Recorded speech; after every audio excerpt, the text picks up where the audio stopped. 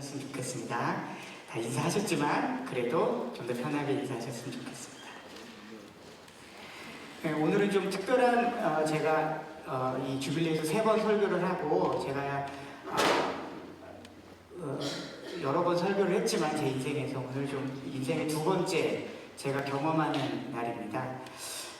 첫 번째는 그 이유는 저희 장모님 장인어른이 이렇게 제 설교를 듣는 2번째 날이거든요. 제가 신혼 때 처음 사역할 때 전임 사역할 때 그 수요 예배 때 한번 오셔가지고 설교 들으셨고 지금 한참 우리 수환이가 태어나기 전인데 지금 저렇게 컸으니까 아닙니다.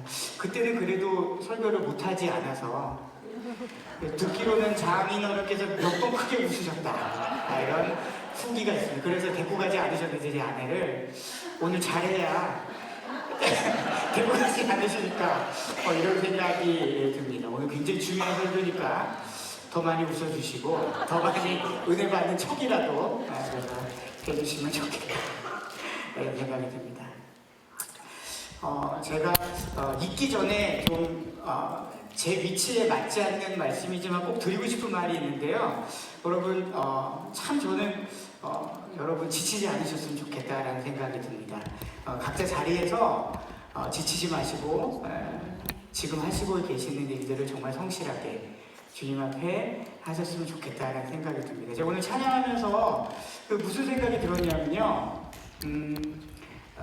제가 한 몇십 년 전으로 돌아가서 제가 중학교 때 예수님 처음 만나서 뜨거운 마음으로 찬양할 때 그때쯤 불렀던 찬양들이 오늘 리스트더라고요. 그래서 찬양하면서 옛날에 그 예수님 처음 만났을 때 그 뜨거움들이 다시 살아나면서 마음이 너무 좋더라고요.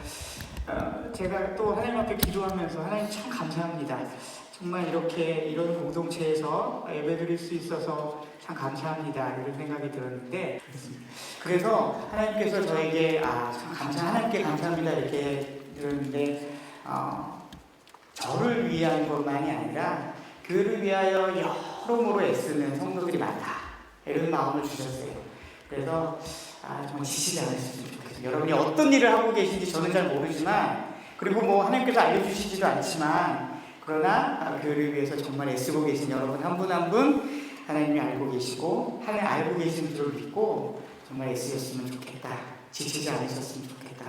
너무 힘드시면 좀 쉬시기도 하고요. 그리고 좀 간격도 좀 마음의 간격도 조절하시면서 하시면 좋겠다 이 생각입니다. 제가 가지고 있는 공동체에 대한 몇 가지 오해를 조금 먼저 나누고 싶은데 첫째는 하나님의 기적이 일어나면 모든 일들이 해결될 것 같다는 그런 오해가 저 안에는 있어요.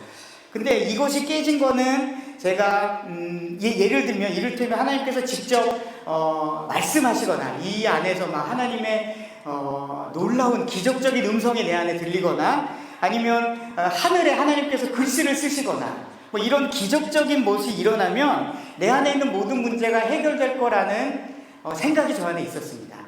하지만 지금은 동의하지 않는데요. 그것은 성경에 한번 상상해 보십시오. 성경에 하나님의 기적을 가장 직접적이고 지속적으로 경험했던 그 공동체가 어떤 공동체인지 한번 상상해 보시겠습니까?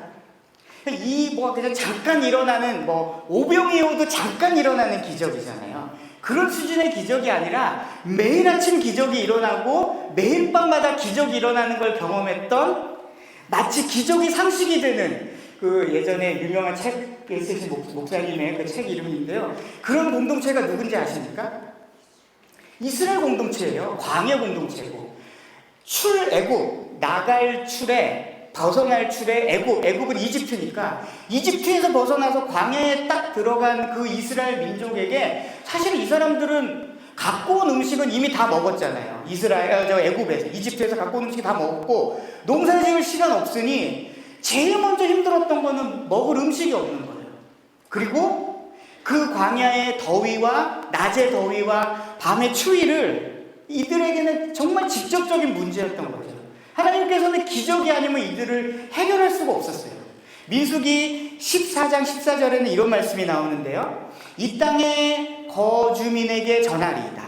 주 여호와께서 백성 중에 계심을 그들도 들었으니 곧 주 여호와께서 대면 얼굴과 얼굴을 마주대며 보시고, 그리고 주의 구름이 그들 앞에 섰으며, 낮에는 구름 기둥으로 밤에는 불 기둥으로, 낮에는 더우니까 그늘, 밤에는 추우니까 불, 이거를 매일같이 경험한 게 이스라엘 백성이었던 거예요. 그리고 음식을 먹을 것이 없으니까 매일 아침에 만나. 그 다음에 만나가 너무 지치니까 뭐 달라 그랬죠? 메추리.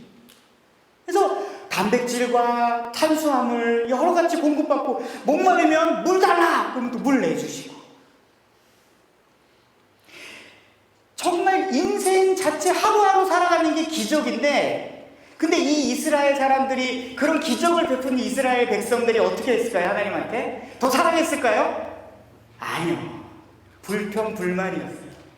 맨날 달라, 뭐 달라, 이거 불평. 그래서 이스라엘 백성이 그때 난 돌아가겠다. 이집트로 다시 돌아가겠다. 이집트에서 사는 게 훨씬 행복했다라고 하나님한테 계속 협박하고 기도하고 불평불만했던 게 이스라엘 백성입니다. 기적은 하나님을 더 사랑하는데 큰 도움이 안 되는 것 같아요. 저에게 있어서는. 하지만 가끔은 이제 하나님의 기적을 원하지만, 그러나 그럼에도 불구하고 기적의 하나님을 깊이 알고 깊이 사랑하는 것에 별 도움이 안 되는 것 같아요. 이 주제가 담긴 책이 민수기입니다. 사람 민자에 수숫자, 그래서 영어로는 넘버. 근데 이게 무슨 뜻이냐면 사람, 민족의 수를 셌다는 거거든요. 그래서 민수기의 처음에 이스라엘 백성의 수를 셉니다. 그리고 마지막에 이스라엘 백성의 다시 수를 세는데요. 수를 세우는 이유가 뭐냐면, 이 출애굽한 백성들의 수를 딱 센 후에 이 민수기 중간에는 민수기의 이 광야 시대를 살던 이스라엘 백성이 얼마나 불평불만을 했는지를 다 써놓고, 하나님은 이 사람들로는 도대체 하나님 자신의 뜻을 이룰 수 없다고 생각하셔서 세대 교체를 하는 거예요. 그래서 이 출애굽한 사람들 중에 가나안에 들어간 사람들은 이 이스라엘 백성 중에요, 출애굽한 백성 중에 세대로 생각하면 출애굽 세대 중에는 딱 2명, 갈렙과 여호수아 빼고는 다 가나안 땅에 들어가는 이스라엘 백성은 그 광야에서 태어난 사람들만 들어가게 됩니다. 그래서 이를 첫 번째 세대는 출애굽 세대, 광야에서 이스라엘 가나안 땅으로 들어가게 된 세대는 광야 세대라고 부릅니다. 이스라엘 백성이라는 동일한 한 테두리 안에 세대가 교체되는 거예요. 하나님께서는 이스라엘 백성이 너무 사랑스러워서 기적도 베풀어 주시고 하나님이 할 수 있는 모든 걸 다 베풀어 주셨지만, 이들이 자신의 뜻을 담아내지 못하는 공동체일 때는 과감히 세대 교체하는 것입니다. 여기에 저의 이 공동체에 대한 또 하나의 오해가 있는데, 그게 뭐냐면, 내가 속한 공동체 혹은 내 공동체는 하나님의 유일한 공동체다라는 오해죠. 하나님은 시대에 맞게, 상황에 맞게 자신의 뜻을 담을 수 있는 가장 적절한 공동체를 세워가셨고, 그게 교회였고, 시대에 맞춰서 교회에 충격을 주고 교회를 새롭게 하고 교회를 갱신하는 그런 일들을 이루어 주신 겁니다. 신약은 이것이 더 분명한데요, 제가 가진 오해 중에 하나가, 예전에 목사님들 많이 그러셨어요. 초대교회로 돌아가자. 초대교회로 돌아가야죠. 근데 초대교회가 완전한 교회는 아니었습니다. 완벽한 교회도 아니었고요. 초대교회의 문제가 뭐였는지 아십니까? 제일 먼저 드러난 문제는 경제적인 문제예요. 이 돈의 문제, 먹고 사는 문제가 초대교회 안에 있었어요. 특별히 초대교회 중에 첫 번째 교회인 예루살렘 교회, 그 공동체인 오순절 성령 강림으로 일어난 그 교회에 이런 문제가 있었어요. 왜냐하면 오순절 교회의 처음에 등장은 이렇게 시작하는데요. 사도행전 2장 4절 5절입니다. 한번 다 같이 읽어보실까요? 시작. 그들이 다 성령의 충만함을 받고 성령이 말하게 하심을 따라 다른 언어들로 말하기를 시작한다. 그때에 경건한 유대인들이 천하 각국으로부터 와서 예루살렘에 머물러 있더니, 이스라엘의 중심 도시였던 예루살렘이란 도시에 성전이 있어서 거기서 제사를 계속 드린 거예요. 그래서 우리 절기 있지 않습니까? 뭐 추석이 우리 한국인에게는 뭐 절기가 있듯이 이스라엘에게도 절기가 있습니다. 그 절기 중에 하나인 오순절을 지키기 위해서 흩어져 있던 디아스포라라고 얘기하는 전 세계에 흩어져 있던 유대인들이 다 와서 그 날에는 꼭 예배를 드려야 되는 거예요. 제사를 드려야 되는 거예요. 그래서 온 거예요. 근데 이 사람들이 성령의 오순절 성령 강림이 오시면 그 일이 일어나면서 그 공동체가 만나고 그들이 예수님에 대해서 알게 되고 하나의 공동체로 새롭게 편입이 된 거예요. 문제가 뭐냐면 예루살렘에 살던 회신자 유대인 공동체들은 거기에 직업도 있고 땅도 있으니까 먹고 살 수가 있거든요.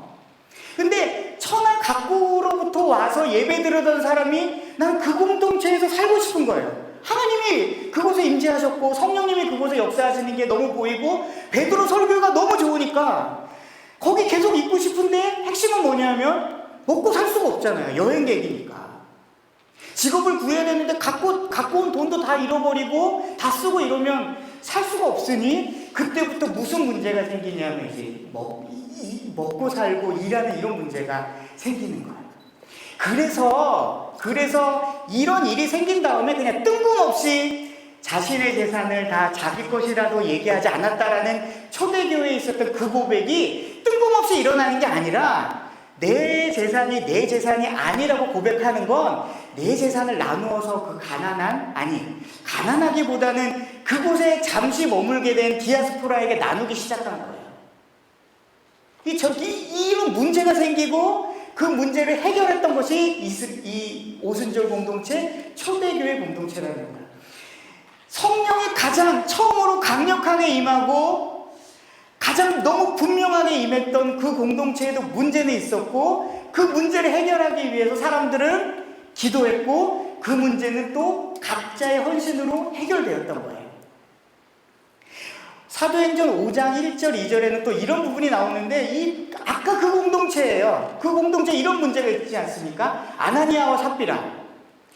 이건 뭐냐면 딱 보니까 이 사람이 대세는 이 공동체에서 좀 뭔가 있어 보이려면 자기 재산을 좀 나눠야 되는 거예요. 트렌드라는 게 있지 않습니까? 트렌드라는 게 신앙도 있고 사는 것도. 트렌드를 잘 따르는 사람이 유명한 사람이죠. 유명한 사람. 근데 이 사람도 딱 보니까 성령 충만한 것 같진 않지만 어쨌든 성령의 임재 속에서 사람들이 변하는 걸 봤고 그것이 너무 귀했고 나도 그곳에 동참하고 싶고 그뿐만 아니라 그곳에 내가 조금 있어 보이고 싶은데 그렇게 하는 걸 보니 자기 것을 다 나누더라는 거예요. 그런 사람들을 다 좋아하고 근데 자기의 재산을 전부 다 나누려고 하니 이 마음속에 있는 악이 있는 거예요. 사도행전 5장 1, 2절에 이렇게 얘기해요. 아나니아라고 하는 사람이 그의 아내 삽비라와 더불어 소유를 팔아 그 앞에서 얼마를 감추매 그 아내도 알더라. 얼마만 가져다가 사도들의 앞에 두니. 사실은 이게 왜 죄가 되는지는 잘 모르겠지만 그렇죠. 이 일부를 갖다 주는 것도 대단하지 않습니까? 만약에 이거를 그대로 이 패턴 그대로 우리에게 나면 우리도 다 죽을걸요? 우리도 일부 중에 일부만 헌금하잖아요. 그죠? 근데 왜 그랬을까요? 이들의 악이 있었던 거예요. 좀 과장하자면 성령의 그 놀라운 역사를 이 아나니아와 삽비라는 그것을 막으려고 했던 뭔가 좀 악한 하나님의 뜻에 대해서 완벽하게 이해할 수 없기 때문에 이건 좀 접고 넘어갔으면 좋겠습니다. 어쨌든 다들 기부하는 분위기에 뒤처지기는 싫고 자신의 재산이 아까운 사람들이 이런 모습을 보이면서 또 초대교회에 좀 어려운 부분이 있는 거죠. 초대교회는 완전한 공동체가 아니고 문제투성이었고 그 문제투성이 속에서 초대교회는 그 문제를 해결하고 한 걸음 나아가고 해결하고 한 걸음 나아가고 해결하고 성장하고 이런 교회였던 것입니다. 사도행전 6장 1절에 또 이런 얘기가 나오는데요. 제자가 더 많아졌는데 헬라파 유대인들이 자기의 과부들이 매일 구제에 빠짐으로 히브리파 사람들을 원망하니. 이 말씀은 헬라파는 헬라 말을 쓰는 유대인, 히브리파는 히브리 말을 쓰는 유대인인데요. 유대인인데 헬라파를 쓰는 건 이스라엘 땅에 살지 않고 있기 때문이므로 이것은 우리가 추측하건대 아마 디아스포라였을 것이다 라고 얘기해요. 전 세계 이 오순절 성령 가문님이 있었을 때 전 세계던 사람이 예배를 드리고 그 중에 부부인 사람 뭐 이런 사람들은 다 그래도 어떻게든지 구제됐는데 과부들은 자기의 권리를 혹은 주장할 수 있는 그런 방법들이 적으니 비교적 소수자이고 연약한 자이니 이들이 자꾸 구제해서 제외되는 거예요. 그래서 원망합니다. 그런데 이 5장에 나오는 일과 6장에 나오는 5장에 아나니아와 삽비라는 죽는데 사도행전 6장에 나오는 이 헬라파는 죽지 않고요. 이걸 해결해요. 왜냐하면 첫 번째 문제는 악한 것이기 때문에 하나님께서 성령께서 그것을 죄이기 때문에 하나님께서 제거하셨는데 이 6장의 문제는 구조적인 문제였을 가능성이 높아요. 누가 악한 의도로 그런 게 아니라 교회가 갑자기 커지고 구조적인 문제, 교회가 갑자기 성장하면 구조적인 문제가 생기는 거예요. 구조적인 허점이 있는데 그 부분이었기 때문에 이 6장 1절 다음에는 사도들은 말씀과 기도에 집중하고 집사들을 세워서 일을 하자. 이렇게 구조를 바꿈으로써 이 문제를 해결합니다. 잘못하면 제 아내를 데리고 가시나요? 잘 들으셔야 됩니다. 안 웃기면 여러분이 이해하는지 안 하는지 잘 모르겠지만 어쨌든 이 사도행전의 핵심은 또 제가 가진 오해 중에 하나는 초대교회는 문제가 없었던 교회가 아니고 문제를 해결하는 교회였던 거예요. 전 세계의 교회사에서 모든 교회가 그렇습니다. 하나님께서는 자신의 역사를 이루고자 하는 사람들을 모으시고 근데 그들이 완벽하지 않아요. 그 완벽하려고 하나님의 뜻을 완벽하게 하는 공동체는 없다는 겁니다. 기독교 공동체상 완벽하고 완전한 공동체는 없고 그저 주님의 완벽한 뜻을 따르는 연약한 공동체들이 있었을 뿐이라는 겁니다. 지금도 마찬가지입니다. 주님을 따르는 완벽한 공동체는 없습니다. 혹 여러분이 이 주빌리 공동체가 여러분 중 한 분이 저기에 완벽한 공동체가 있다라고 나 그 교회 갈래 라고 한다면 여러분은 제가 아는 한 여러분은 거기 못 가실 거예요. 왜냐하면 여러분이 거기 가면 그곳은 완벽한 공동체가 아니니까요. 제가 완벽하지 않잖아요. 그리스도의 몸된 교회는 완전하고 영원하지만 이 땅에 있는 지역교회는 하나도 완벽하거나 영원하지 않습니다. 그리스도의 몸된 교회, 완전한 교회, 하늘교회 이렇게 얘기하지만 저희가 매주일 고백하는 공교회가 바로 이 교회입니다. 그냥 교회가 아니고요. 공교회는 교회들의 합, 이 땅에 있는 모든 교회들의 합. 그러나 수적인 합이 아니라 의미의 합. 하나님의 뜻을 이루고자 하는 주의 백성, 그리고 주의 몸에 붙어있는 자들, 머리 대신 예수 그리스도에 붙어있는 자들의 온전한 모임이 그리스도의 몸된 교회이고 우리가 신앙 고백 중에 고백하는 공교회이고 그것은 눈에 볼 수 없어요. 유일하게 볼 수 있는 지역교회를 통해서 그 교회를 볼 수밖에 없는데 지역교회는 완전하거나 완벽하지 않기 때문에 우리가 그 교회를 만나고 그 교회를 바라보는 게 쉽지 않다는 겁니다. 제가 이렇게 길게 본문도 아닌 말씀을 가지고 끝까지 이어나가는 이유는 우리 안에 가장 크고 가장 강력한 오해를 좀 제거하고 싶은데요. 저의 오해일 수도 있습니다. 그 하나는 뭐냐면 교회는 문제없는 교회는 이 땅에 한 번도 없었다는 거예요. 갈등이 없었던 교회는 한 번도 없었다는 거예요. 문제는 그것을 해결하고 그것을 통해서 배우고 성장하고 보듬고 사랑하고 그런 교회만 초대교회도 지금 이 교회도 마찬가지입니다. 신학교회, 신학성서도 솔직히 여러분 생각해 보십시오. 바울이 왜 그들에게 편지 썼습니까? 이건 성경이야. 이렇게 바울은 편지 쓰지 않았어요. 그 교회에 문제가 있어요. 그리고 사도 바울은 그 교회에 한 발쯤 다리를 붙들고 있는 목회자였다고요. 그러니까 내가 그 사람한테 전화해서 지금 카톡 보내고 만나서 식사하고 여러분들이 모두 하고 있는 그런 일처럼 사도 바울이 편지를 쓴 거예요. 고린도 교회에게, 야, 너 얘가 들어보니 너희 중에 파벌이 있다며? 야, 너희들 중에 뭐 아내 누구랑 뭐 언니 중에 헌금 뭐 다 빌립보 교회에게, 야, 니네 중에 갈등이 있다며? 에베소 교회에 다 갈등이 있다며? 초대교회, 교회라는 이름이 붙은 그 어떤 공동체도 완벽하거나 완전하거나 갈등이 없거나 이런 공동체가 전혀 없다는 겁니다. 저는 이 오해에서 시작해야 된다고 생각해요. 거기에서부터 주빌리 교회는 새로운 시작, 새로운 이야기, 새로운 생각들을 한 걸음 한 걸음 해 나가야 된다고 생각합니다. 이제 본문으로 돌아오겠습니다. 오늘 본문은 너무 단순하죠.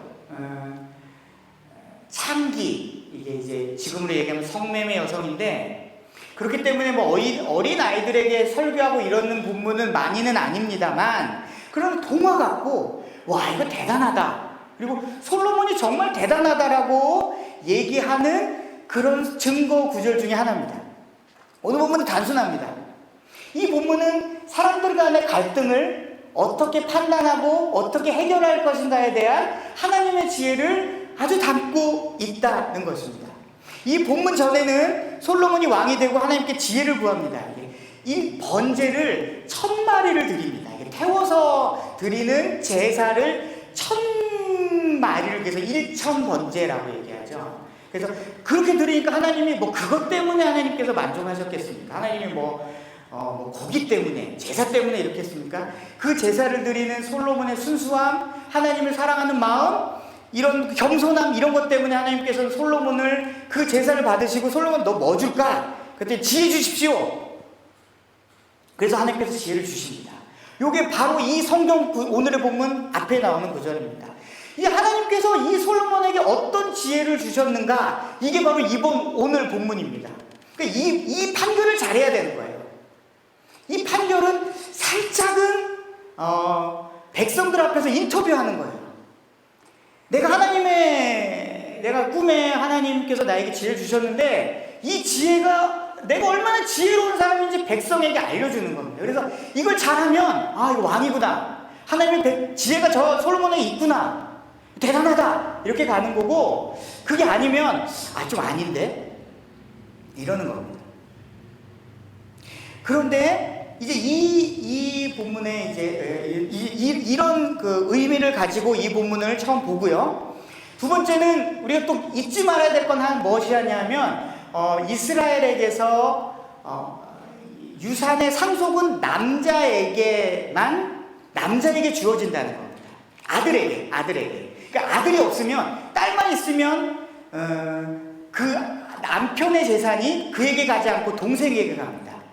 예를 들면 남편이 재산이 있어요. 근데 결혼을 했는데 딸만 있어요. 그러면 딸이 있고 아들이 없으면 그 재산이 아들에게 가지 않고 이 남편의 남동생에게 가게 되는 거예요. 그러니까 아들 중심의 상속, 이걸 먼저 생각하십시오. 근데 생각해 보십시오. 이스라엘에서 아들이 없고 그 안에서 재산 상속을 받지 못하는 세 가지 부류의 사람이 있습니다. 과부, 아무도 없잖아요. 남편도 없고 아들도 없으면 재산을 상속 못 받죠. 그냥 가난한 겁니다. 나그네, 이들은 그 땅을 소유할 아무것도 없으니까 재산을 못 받죠. 그렇죠? 그런데 이 성매매 여성, 창기 여성에게 아들이 생깁니다. 아들을 낳나 보다. 어머. 근데 이 두 여인에게 이 아들은 뭘까요? 재산 상속을 받을 수 있는 뭐죠? 인간도장? 이런 겁니다. 이 아들을 데리고 이 아들의 아빠로 추정되는 사람한테 가서 네 아들이다 그러면 재산을 상속받을 수 있을지도 모르는 가능성이 조금이라도 있는 겁니다. 이 아들의 의미, 이 창기 두 명에게 이 아들의 의미가 뭔지 아시겠어요? 그냥 아들이 태어나서 죽어, 생명도 귀하지만, 생명 존중이 너무너무 귀하고 그렇지만, 그것보다 1차적으로 이 사람은 먹고 살 수 있는, 그리고 그 재산을 통해서 내가 이 일을 청산할 수 있는 난 이제 창기 안 해도 돼. 근데 이제 아들이 죽는 거죠. 아들이 죽는 거죠. 이제부터 문제가 복잡해지기 시작합니다. 세상의 모든 문제는요, 제가 앞에서 살짝 얘기했지만 세상의 모든 문제는 악하거나 약하거나 해서 일어납니다. 악한 거는 물리쳐야죠. 악한 건 물리쳐야죠. 그거는 절대로 공동체 안에 들어오게 해서는 안 되고 싸워야 됩니다. 약한 게 문제입니다. 약한 게. 지금 이 본문에서 자기 아이를 죽인 어머님이 엄마가 악한 의도가 있었나요? 아니죠. 약해서 그런 거예요. 자다가 잘못해서 아들을 죽인 거죠. 세상의 악은 이제 세 가지 정도로 정리가 되는데, 사탄, 악한 영; 세상, 개인이 아니라 구조화된 죄. 구조화되고 사회화된 악. 죄는 인간의 죄. 그런데 이 악한 거를 물리치는 건 생각보다는, 그것도 쉽진 않지만 생각보다는 쉬워요. 약한 게 문제입니다. 약한 거는, 연약한 거는 불쌍히 여기고 보살펴주고 도와주고 그래야 되는 거예요. 그런데 문제는 뭐냐면 자신이 약한 것을 인정하면 문제가 굉장히 쉬워집니다. 이 자신의 아이를 죽인 이 엄마가 자신의 약함을 인정하고, 내가 정말 이건 내가 의도하지 않았지만 정말 잘못했어 라고 얘기하면 문제는 쉬워지는데, 이걸 인정 안 하면 됩니다. 내 잘못이 아니야. 이거 아니야. 그러면 공동체 안에 이게 악한 건지 약한 건지 이게 구분이 애매하게 되는 거예요. 거짓말하게 되죠. 그것 때문에. 그래서 우리가 그 동기를 추측하고 동기를 예측하고 설명하는 게 너무 어렵기 때문에 교회는 그런 문제 때문에 대부분 어려움을 겪습니다. 솔로몬에게 얘기한 하나님의 지혜는, 첫 번째 지혜는 끝까지 기다리는 거예요. 그 사람의 말을 다 듣게. 사실 오늘 본문이 굉장히 길지 않습니까? 한 몇 개월 동안에서 이 정도 긴 본문으로 읽어본 적이 별로 없으시죠? 그런데 본문이 긴 대신 사실은 이야기는 되게 간단하고요. 법정에서는 어떻게 하는지 모르겠지만 처음과 끝만 알면 됩니다. 왜 일이 일어났고 그 결과가 어떻게 됐는가. 근데 솔로몬은 그러지 않아요. 얘기를 다 들어요. 그리고 본문에 나온 것처럼 쟁론하게 됩니다. 서로 막 얘기하게 됩니다. 서로 싸우고 아니다, 뭐 어떻다. 그들이 갖고 있는 모든 논리와 생각과 마음을 다 얘기해서 서로 싸우도록 얘기를 그냥 둡니다. 그리고 나서 판단합니다. 사람들이 지혜는 기다리는 거고 쉽게 판단하지 않는 거고, 쉽게 넌 악한 의도야, 넌 약한 거야 이렇게 판단하지 않고 끝까지 기다리고 끝까지 얘기하는 겁니다. 그것이 이 솔로몬의 지혜인 거죠. 제가 사역했던 이 원로 목사님은 그런 얘기를 하셨어요. 저한테 목사들 중에 설교를 못해서 목회를 실패하는 사람은 별로 없대요. 사람을 몰라서 목회에 실패하다 이런 얘기를 합니다. 그럼 사람을 모르는 게 뭘까요? 이겁니다. 이 사람이 악하냐 약하냐를 잘 구분하지 못하고, 그 사람도 잘 모르고 듣고 있는 나도 잘 모르고, 이것이 사람과 사람 사이에 일어나는 어려운 겁니다. 그리고 나서 솔로몬은 판단합니다. 충분히 기다렸다고 생각되는 그때 판단합니다. 칼 가져와라. 아이를 반으로 나누라. 이게 어쩌면 가장 공평할 수 있죠. 하나가 있고 둘이 가지고 싶으면 2분의 1로 나누면 되는 겁니다. 솔로몬이 판단을 그렇게 합니다. 그리고 다른 사람은 이렇게 얘기하죠. 그게 맞다고 얘기합니다. 이 26절의 뒷부분이죠. 다른 여자는 말하기를 내 것도 되게 말고 쭉 나누게 하라.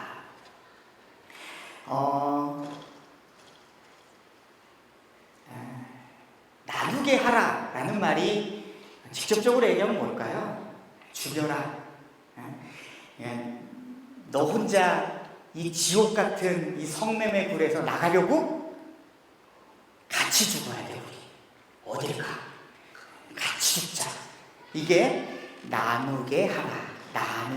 나누게 하라라는 말에 포함되어 있는 이 여인의 악한 건지 약한 건지 모르는 그 의도인 거죠.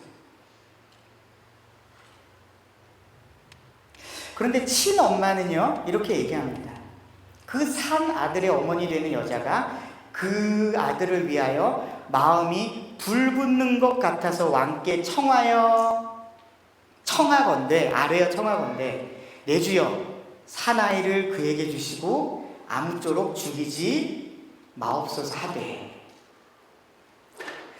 솔로몬의 지혜, 하나님께서 솔로몬에게 주신 그 놀라운 지혜는 단순합니다. 사랑하면 내가 사랑하는 것을 살리기 위해서 집니다. 사랑하면 집니다. 한번 이렇게 같이 외쳐야 될 것 같은 죄송합니다. 아들을 사랑하면 아들을 살리고 싶어서 그 아들의 앞에서 져요. 하나님의 지혜는 사랑하는 사람이 진다는 것에 있습니다. 사랑하는 성도 여러분, 사랑하는 사람과 싸워서 이기면 기분 좋습니까? 저는 별로 안 좋던데요. 저희 아들이 있어서 이거 너무 분명한 설명인데, 제가 이렇게 제 앞에 서서 예쁜 말하고 이렇게 하지만 사실은 제가 굉장히 지랄 맞을 때가 이렇게 있거든요. 그래서 집에서 아이들한테 막 승질을 내요. 너 왜 그래 도대체? 그럼 아이들이 반쯤은 막 짜증을 내고 반쯤은 좋아합니다. 왜냐하면 제가 그렇게 하고 막 아들이 이겨먹고 딸을 이겨먹거든요. 근데 제가 가만히 혼자 있는데 내 아들한테 미안한 거예요. 내가 알죠. 내가 이기면 안 되는데 막 그냥 아빠랑 막 목소리가 크다고 오래 살았다고 막 방이 이게 뭐야 치워야지 막 소리 지르고, 그 다음에 제가 미안해서 야 와! 아빠가 아까 화내서 미안해 용돈. 그 애들이 이제 아빠가 소리 질렀다? 그러면 이제 아마 용돈. 사랑하는 사람과 싸워서 이기면 저는 별로 그렇게 승리의 쾌감, 기뻐하며 승리에 이루지 않던데요. 저는 사랑하는 사람과 싸워가지고 이겨먹으려는 사람들 보면서 단 한 번도 그 사람 정의롭다, 공정하다라고 생각해 본 적 한 번도 없어요. 저 자신도 마찬가지예요. 속으로 진짜 속마음 얘기하면 이겁니다. 저 사람 사랑하는 사람 맞아?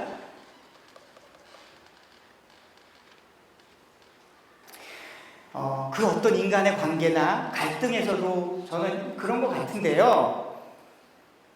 교회를 생각하면서 하나님의 지혜가 있다면 교회를 사랑하는 겁니다. 마음에 불 붙는 것 같은 마음으로 교회를 사랑해야 된다는 것이 핵심입니다. 저처럼 이제 교회에서 사역자로 사역하고, 사실 제가 교회가 깨지고 쪼개지고 이게 전문이거든요. 그런 쪽에 관심 있으신 분들은 저에게 상담하고, 무료 정보와 유료 정보가 있습니다. 무료 정보는 모든 사람들이 다 얘기하는 것까지만 얘기하고요. 유료 정보는 실명과 커튼 뒤에 있는 얘기까지 다 해드릴 수 있어요. 그래서 죄송합니다만 저는 교회를 사랑하는 마음이 여러분 같진 않은 거예요. 불 붙는 것 같진 않아요. 어디든 도망칠 수 있으니까. 이때까지 계속 도망쳐왔고요. 근데 제가 이 설교에 처음에 얘기했던 것처럼 이렇게 저렇게 교회에 상처받은 사람을 만나서 이야기하고 대접하고 이야기를 들어주려고 하고, 그런 사람들의 이야기를 들을 때마다 야, 정말 교회를 사랑하는구나. 왜 건물을 사랑하는 겁니까? 그 약한 사람, 연약한 사람, 상처 입은 사람을 사랑하는구나. 제가 그 마음이 드니까 좀 죄송하고 미안하더라고요. 솔직히 얘기해서 저는 마음에 불 붙는 것 같이 교회를 사랑하자는 사람 쪽은 아닌 것 같아서 정말 죄송합니다. 그런데 저는 교회를 사랑해야 되는 게 지혜의 핵심입니다. 그런데 진짜 지혜로운 사람은 거기에 멈추지 말고 사랑하면서 생명을 사랑하기 위해서는 사랑하는 사람, 더 사랑하는 사람이 진다. 이게 하나님의 지혜입니다. 모든 갈등은 누가 더 사랑하느냐를 보여주는 거예요. 부부관계에서도 마찬가지고요. 자녀관계에서도 마찬가지고요. 누가 더 사랑하느냐, 누가 더 사랑하느냐만 보여줄 뿐 누가 이기느냐는 사실 하나님의 관심도 아니고 우리의 관심도 아닙니다. 생각해 보십시오. 솔로몬이 칼을 가져와라 얘기하고 반으로 갈라라 그랬을 때 마음에 불 붙는 것 같아서 아닙니다, 저 여자에게 주십시오라고 얘기한 후에 그 다음 솔로몬이 아니다, 저 여자에게 주라까지가 몇 초였을까요? 몇 분이었을까요? 저는 길지 않았다고 생각해요. 그러나 친어머니의 마음에는 그 시간은 멈춰있는 시간이었어요. 그게 멈춰있는 시간. 1초, 1분, 몇 분으로 계산되지 않는 그냥 멈춰있는 시간. 내 모든 것을 포기하고 난 아무것도 아니야, 이제 끝이야 라고 하는 그 시점이 바로 저 여인에게 이 아들을 주세요, 그리고 살려주세요 라고 얘기하는 그 시점인 거예요.